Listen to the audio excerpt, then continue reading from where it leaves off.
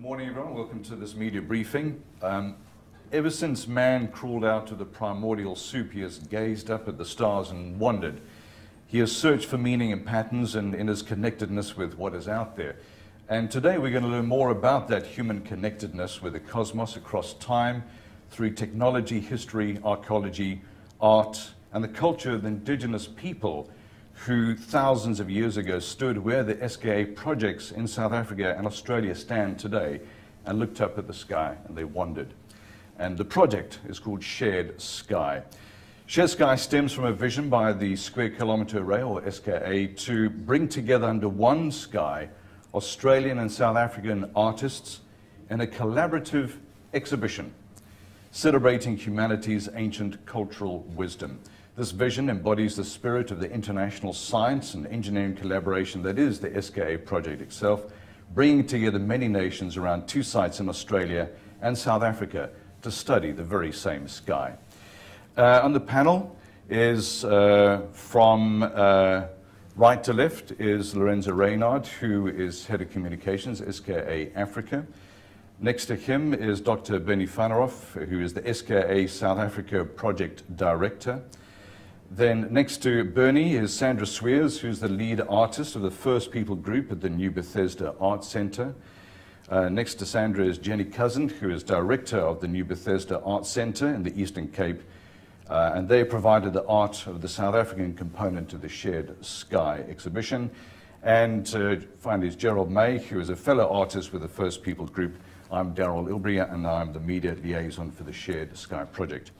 In this media briefing, Dr. van der Hoff will provide an update of the SKA South Africa project to date.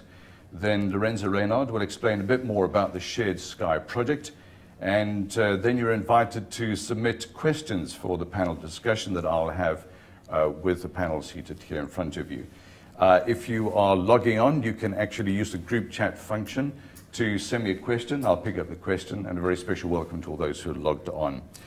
This is a media briefing ahead of the teams leaving for the official launch of Shared Sky, which will be on Tuesday the 30th of September in Perth, Australia. They'll be joined by Professor John Parkington, who is Emeritus Professor in the Department of Archaeology at UCT and the Art Curator of the South African component of Shared Sky exhibition. So I just want to point out the content here is embargoed until 12 midday South African Standard Time on Tuesday the 30th of September, which will be the same time as the official launch of Shared Sky in Perth, Australia. There'll be plenty of information on the SKA South Africa website. That's ska.ac.za/Shared Sky. The Twitter hashtag we're using for this and other media briefings about Shared Sky is hashtag Shared Sky with a capital S for shared. First of all, I'm going to ask Bernie to give us an update of the SKA South Africa project to date. Bernie. Thank you. First of all, let me say how pleased we are that this exhibition is taking place. It was a decision of the Board of Directors of the International SKA Organisation that we should have this exhibition of Shared Skies. And it will go from Perth to all of the member countries of the Square Kilometre Array Organisation. So it will travel around the world, and it will be very important symbolically to show that this is a global project with a global reach, but which is based in our history. Let me also congratulate the artists on the wonderful tapestries that they've produced. I think it's a credit to the artists, but it's also a credit to South Africa. And I think that when people see it in Perth, they will be quite blown away with the results. So the occasion in Perth, the launch of this exhibition, will coincide with what is called the SKA engineering meeting. Most of you will be aware that in South Africa we've been doing two things for the past year. We've been working to build the Meerkat telescope, which is a South African telescope, but which will become part of the first phase of the Square Kilometre Array. And we've also been participating very actively in the design of the SKA itself, the first phase of the SKA. It's intended that that first phase of the SKA will go out for tender in 2017 and construction will start in 2018. So we've been participating in work groups with many other countries which are members of the SKA organization to design the various parts of the SKA. This is a very complex process. It involves people from 11 countries, the members of the SKA. It involves many industries in South Africa and in other countries, many universities, and the teams have been very large and very widely dispersed. So it's been a very complex process, but I think has been very successful. The other reason why it's been complex is that the board of directors of the SKA set a cost cap on the capital cost of building the first phase of the SKA. As you're aware, that's 650 million euros.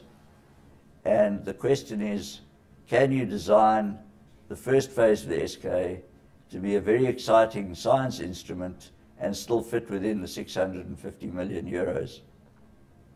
So last week, the various groups which were designing the components of the SKA were required to send their cost estimates to Manchester, to the SKA head office. Those are being consolidated now, and we'll then have an idea of whether the design telescope fits into the cost cap. The groups are asked to work on what was called the baseline design. So the SKA head office 2 years ago produced a design for the telescope and said, if we design this and we manufacture it, does it come within the cost cap? And I think the answer is that it probably doesn't. And so there are going to have to be some changes made. So the board of directors will be meeting in China in October and then in Manchester in December. And in those two meetings, we'll get an idea of the total cost. And in the December meeting, we'll get an idea of what options there are to ensure that the telescope fits into the cost cap.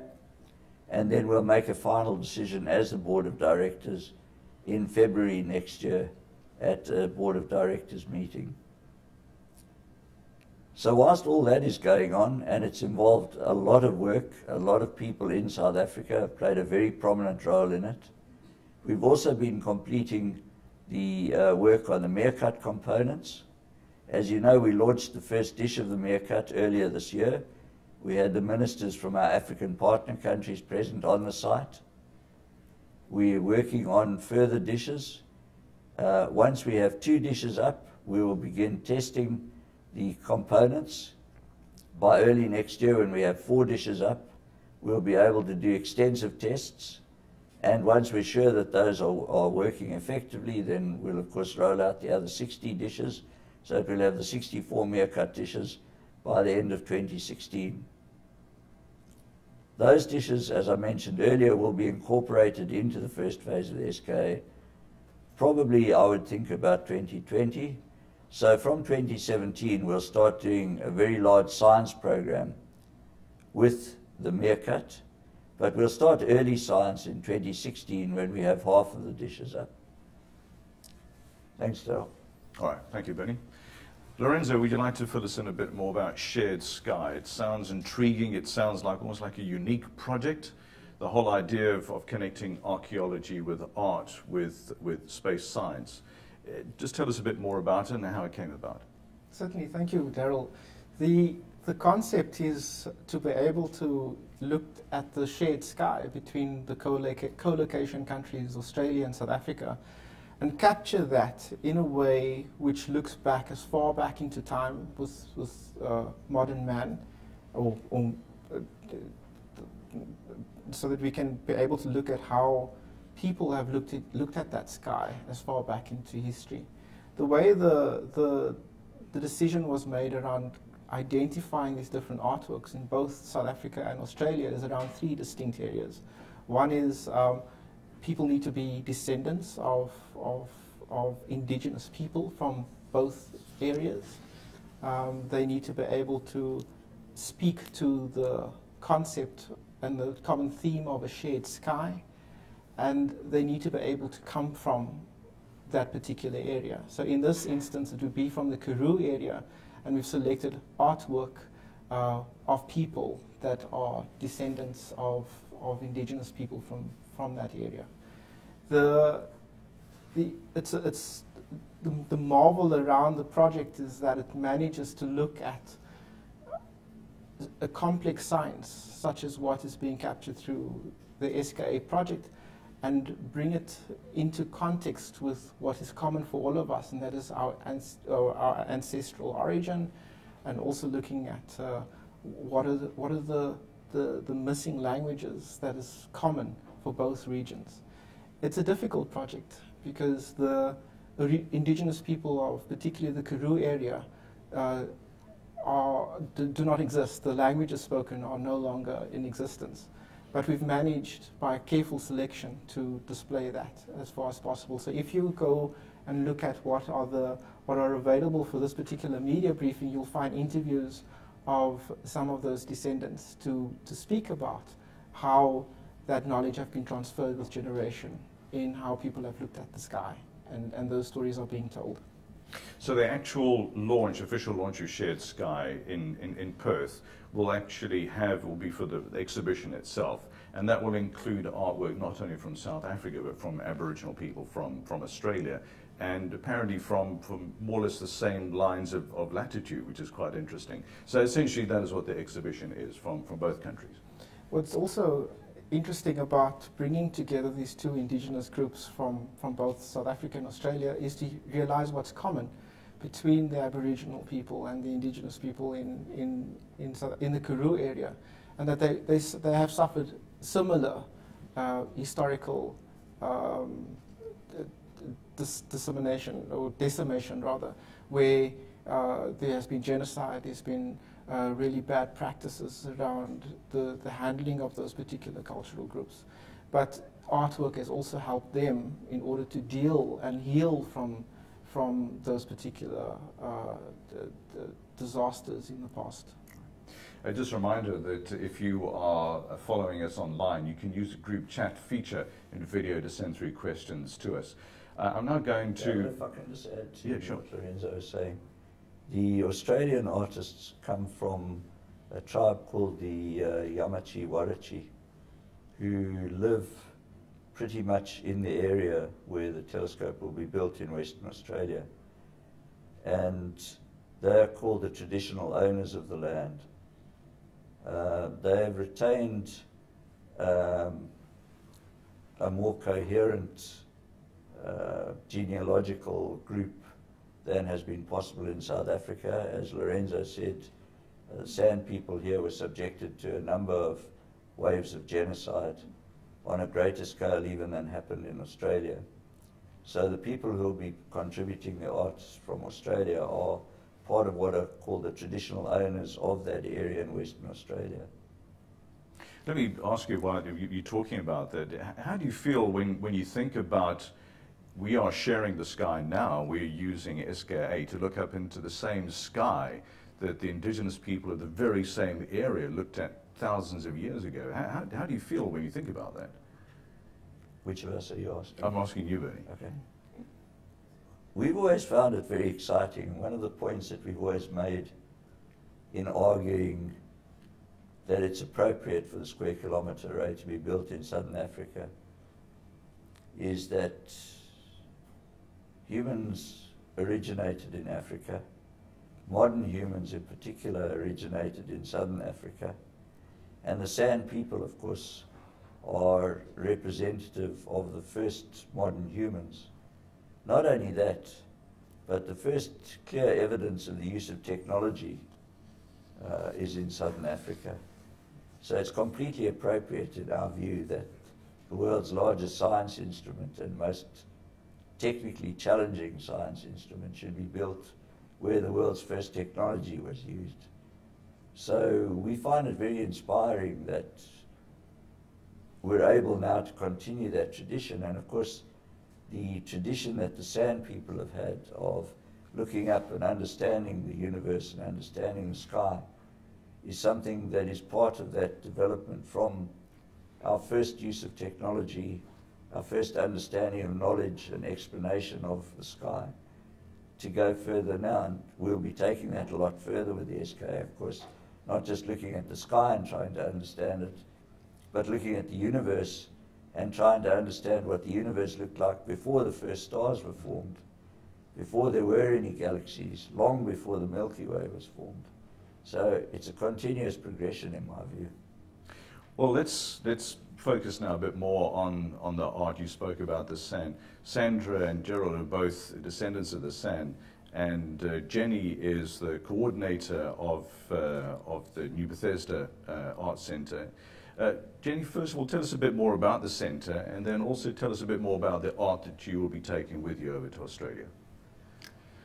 Okay, well, the centre is a cooperative of 17 people, all of who came to the centre from a very, very deprived community in Nieu-Bethesda, and came without any art skills really.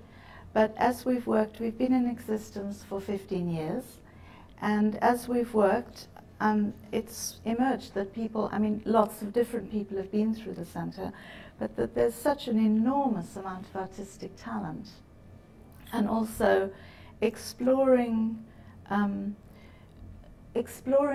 mythology of the Clem as it's been beautifully recorded in the Blake and Lloyd manuscripts from the 19th century. We've discovered more and more that the local people who'd identified as coloured and who spoke Afrikaans nevertheless had very, very powerful roots, and we've been trying to connect them with their roots in the heritage that they come from. And so that's been part of the work. It's also a project that has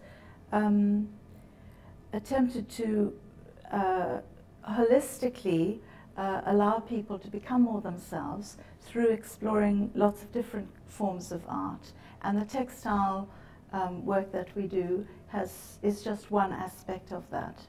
We do a number of different visual arts, and we do performance art as well, so that everybody finds their perfect medium. But almost everybody in the project does work on textiles as well.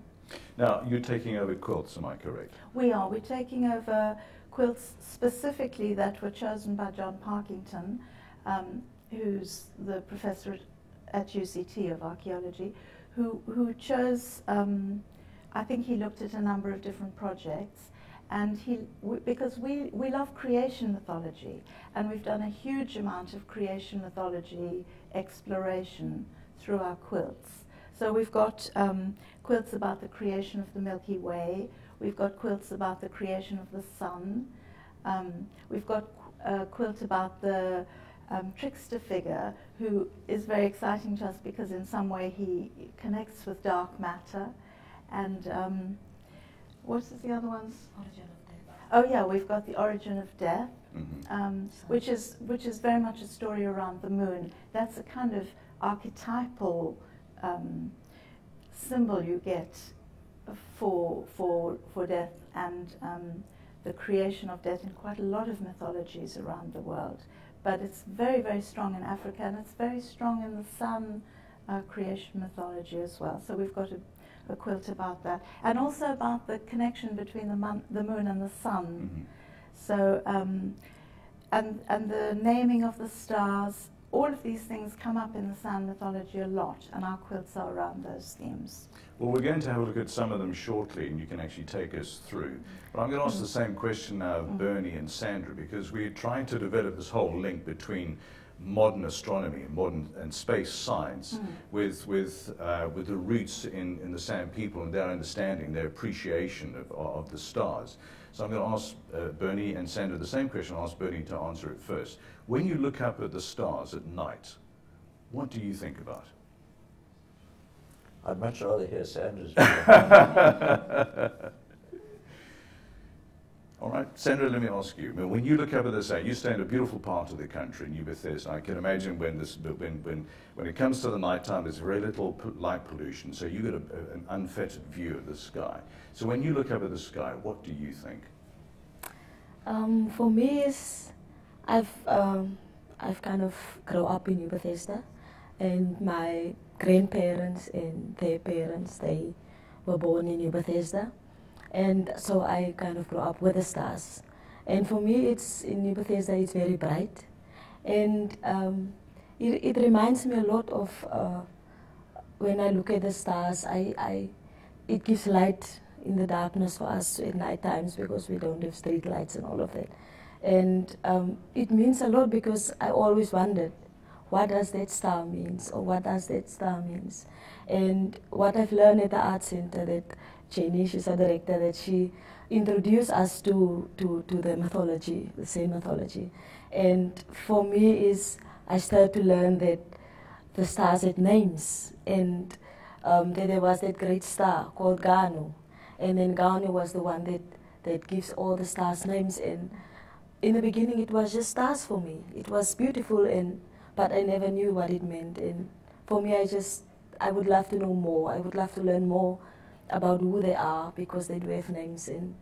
And it's amazing for me to know that it meant something. And I think my grandparents or my mother, they never knew what it means. So I would be the first one that start to know what it means. And this is for me. Yes. Right. Bernie, I mean, science seems to be cold and clinical, that's how it's projected, but obviously you must have a passion for what's out there in the stars. Do you feel somehow connected to the stars, or is it purely something of an academic pursuit for you? I think Sandra has said very well that everyone is interested in the stars and understanding the stars in the sky.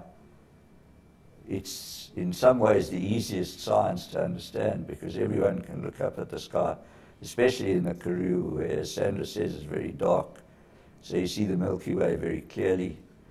And I'm always excited by what you can see. When you look at the Milky Way and you see dark patches in it, the first thing is to say, well, why are there dark patches in the Milky Way? And those are big clouds of dust. Where does that dust come from? What is it? And then, of course, as soon as you use even a small telescope, you can see galaxies outside the Milky Way. And that's exciting. And, of course, with Hubble and with the Square Kilometre Array, you look back in time. So because the light waves or the radio waves take so long to travel through space to us, with these very powerful telescopes, you look back to when the universe was very young, a few 100 million years old, a couple of billion years old. It's now, of course, 14 billion years old. So it's always just exciting to me to think, well, how did the galaxies form? How did the first stars form? Why do we find galaxies clumped together in clusters? Why do we find that the universe is like a Swiss cheese? It's got voids in it with few galaxies and walls which have got lots of galaxies. How did that happen? So I'm just like Sandra in that respect. I also want to know why and how, and it's always interested me. Let's talk about some of the artwork that you'll be taking with you, and well, I'm going to ask Gerald to help out here. I'm just going to scroll through, and we do have copies of these images available online at ska.ac.za/shared sky. And there you go. I'm going to ask you there so you can actually, so between Sandra and Gerald, if you'd actually just like to take us through this image and just tell us a bit more about it. Yes, so I'll go. Okay. So this is called the creation of the sun. And in the beginning, it was all dark and cold, and the sun was shining for himself. And the wise old woman that we called wisdom, she asked the children that presents new life to creep up to the sun and each take a piece of the sun and throw it up into the sky so the sun could shine for everybody, and that was what happened. This is why the shine is giving us all heat and warmth and everything. All right. Should we go through to Nico? What I love about this quote is it's kind of in a way it's related to what we are doing at the center. We all have this different skills, different techniques, and what we are doing with it, we are not keeping it for ourselves. We are sharing it between the other artists for them to also know as well. And through that we create these lovely cool pieces, and now we are trying to share it with the world. This combination of the mixture of the darkness and the light there, which is incredible. Okay, should we take another one?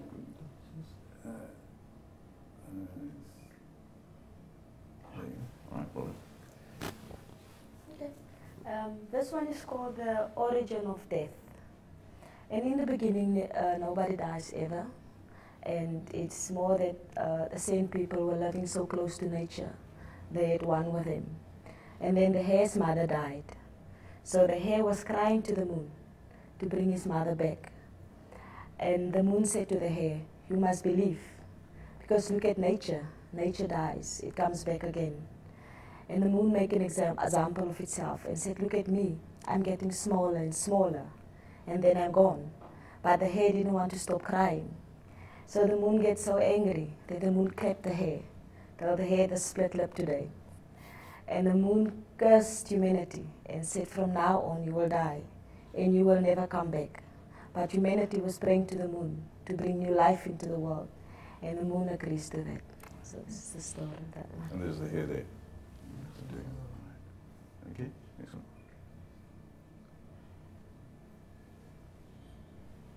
Should we go on to the next one? Okay. This one is called Son, Spare My Children.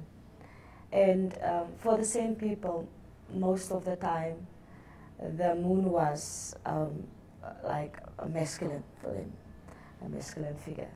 And this one is particular where the moon is a feminine figure, that the moon is protecting the earth from the sun, and that the sun is crying out, the moon is crying out, "Sun, spare my children, leave for my children the backbone."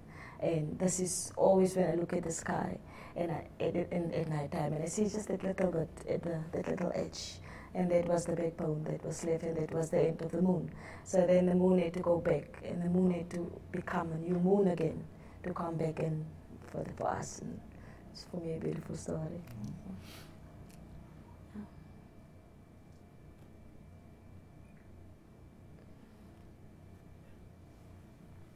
This one is called The Creation of the Milky Way, and this one wasn't quite finished yet.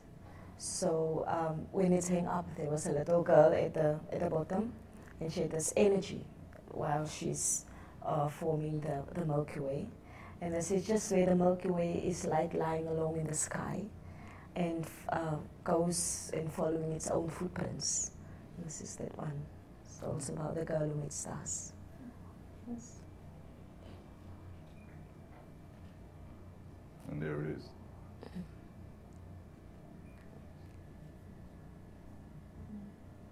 This one is called The Girl Who Made Stars. And it's quite familiar to us, as to me, because when a lady had her period, that she had to go stay separate in a hut, and she wasn't allowed to talk to boys or being around boys or anything like that. So in our life, in my life that I grew up, it was the same. When you had your period, you must stay in the house, you mustn't go outside and all of that. And the story is about that girl who made stars, and she had to stay separate in a hut. And there, while she was in a hut, her mother said went out and get food for her. And she wasn't allowed to eat the meat that the young man was hunting. She could only eat the meat that her father was hunting. And she gets so frustrated because she couldn't wait out herself. And she went outside and she plunged her hands into the wood ashes. So all those white ashes goes into the sky and it forms the Milky Way. And she also threw the food that they brought her called hunu roots. She was also throwing that up into the sky. And it forms the Milky Way. And this is why we know that it's kind of connected to another story. It's called Rainbow and the Maiden. That it was really fertilizing because she had a period and she was full of energy, full of power. She could do that miracle to form the Milky Way. And she could, when the young man wants to hunt, she could let the young man's arrow and bow get cold. Mm-hmm. So they were quite afraid of her. And that's the story of that one.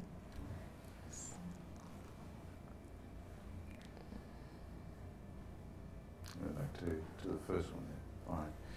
Jenny, just to emphasize that the artwork that you've taken with you is not the original. The original set at the center. You'll be taking second editions over it. Is that correct? Yes, not exactly. The second quilt within one small limited edition. So, yeah. Okay. Yeah. And I can imagine, Lorenzo, that we may find common stories, or very much what Sandra was talking about, common stories with the Australian artwork that's going to be there as well. Much of there are many common aspects to the indigenous people, the way they have been treated by the influx of other civilizations into the areas. And one aspect which is common to both the first people of Nieu-Bethesda as well as the Aboriginal artists is using art in order to deal or heal and process what has happened to their ancestry.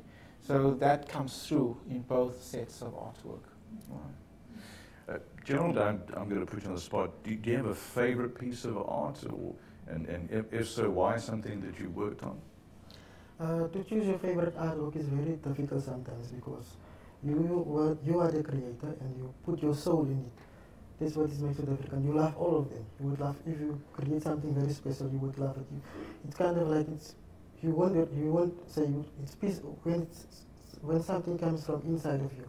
It's difficult to not like it because that's part of you. That's actually you that you're producing.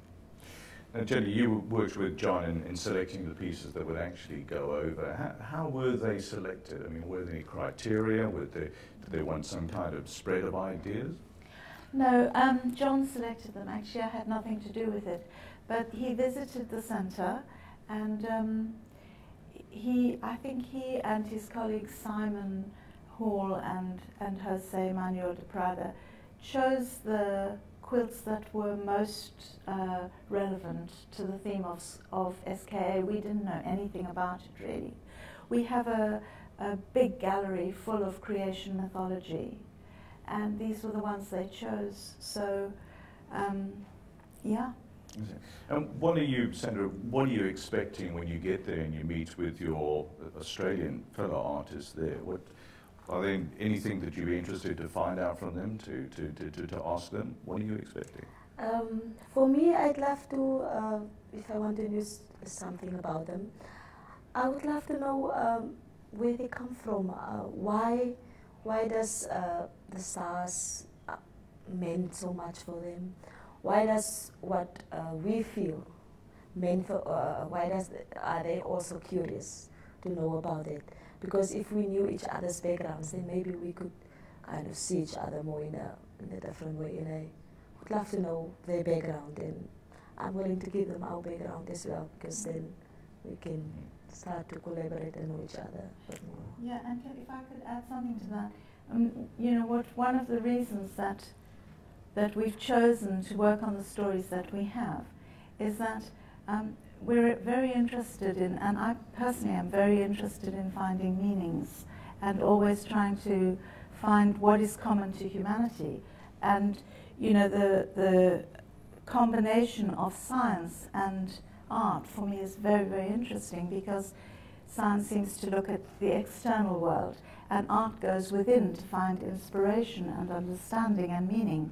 And the meaning of these stories can be read at an internal, intrapsychic, psychological level, almost a coming together of science and art in the form of some kind of mysticism, if that doesn't sound too strange, that I find very exciting. So it's those meanings that I think we'll find, already are finding with the Aboriginals, in making sense of the present, making sense of our lives as they are now, by looking at those stories and what do they mean within the psyche. And that really interests me. You brought up an interesting point, and I'd like to ask Bernie to come in on this, is the concept of science and art. They seem to be rather strange bedfellows. They don't normally associate it with each other. And this what makes this so exciting and unique. Do you find amongst your fellow scientists this fascination as to how art can connect with science and understanding of the stars, the cosmos? I think that varies from person to person. I think science and art have a lot in common. They're both about beauty. and aesthetics. So scientists find science beautiful, and many of them find artistic creations beautiful as well. And I'm sure that applies to artists as well. So I'm not sure there's such a hard distinction between science and art in the way they're perceived by the people who do them. Looking at the tapestries, for instance, at these quilts, they really are beautiful in themselves, colourful and dynamic. Science is like that too if you're working in it. What do we know about the Australian artwork? I know we have provided some information online, and a reminder, if you go to ska.ac.za/shared sky, you'll be able to pick up, there'll be some copies of the images. There'll be lots more information for those wanting to write about it. Again, a reminder, there is an embargo until 12 midday on the 30th of September, which is the same time that Shared Sky will be officially launched in Perth, Australia. You've seen some of the Australian art, and from a point of view of someone who's not a specialist in art, but basically straddles both parts, both science and art to a certain degree, in communication of science, have you seen any similarities? Have you seen any sort of connections, any common themes or narratives running through them?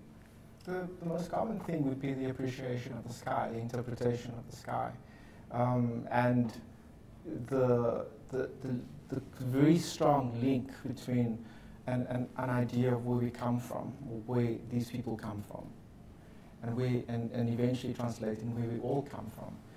The main idea around Shared Sky is to show, is to show the common areas of the shared sky between South Africa and Australia, and that's very well depicted in the artwork, in showing where and how indigenous people looked at the sky and looking at how they saw the sky in very similar aspects. Jenny has been part of the communication around the two groups, and I would like to know the very same question from you. What was your interpretation of some of the artwork that you have seen so far?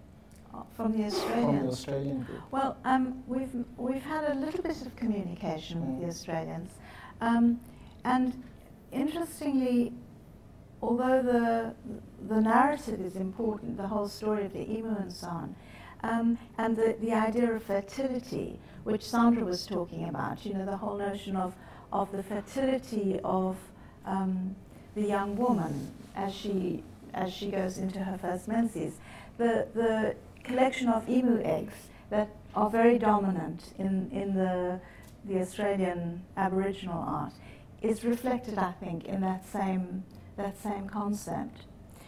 But also, I've been quite interested, although it doesn't exactly relate to your question, in what their experience of using art is, and also the experience of, they have the same experience as we do of people losing their connection with their roots and using art to recreate that connection. And so they explore the mythology through their art to reconnect with their roots as Aboriginal people, because many of them were from the lost generation, the stolen generation of children, and had many experiences that relate to the experience of the ancestors of the people that we work with at the centre. Also drawing it closer to the science, the common areas of the science and the art is the question of where do we come from and what is exactly out there. And that's also what's quite common between both all the artwork that is on presentation from South Africa and Australia, but also from the science. What is exactly out there, that inquiry. All right. When you look at the actual Shared Sky exhibition is going to be launched on the 30th of September. It remains in Perth for a while, and then what happens straight after that? We will be traveling the exhibit across all the partner countries on the Square Kilometre Array that's partnering on this particular venture. It will arrive in South Africa in early 2015. We will be able to put it on showcase for all of the South Africans to see as well. All right. Just finally, Gerald, this is your first time travelling outside of South Africa. what are you expecting in Perth, Australia, and what are you looking forward to? What I'm looking forward to is to kind of listen to the Australian stories and to kind of to compare it to to find out if their stories is compared with us, just to explore it mostly, just to kind of figure out how they work, how they see things different from us. That's my idea. All right. Jenny, yourself? I'm very interested to meet my counterpart in the group, who's a poet and who's, I think, like me, interested in meanings, and also we're going to explore. We're going to travel up to Geraldton, where their centre is, and I think it could be a very, very good connection. In fact, we've invited them to make a return visit to us. We would like to host them at our centre, some of them, just a few, whatever.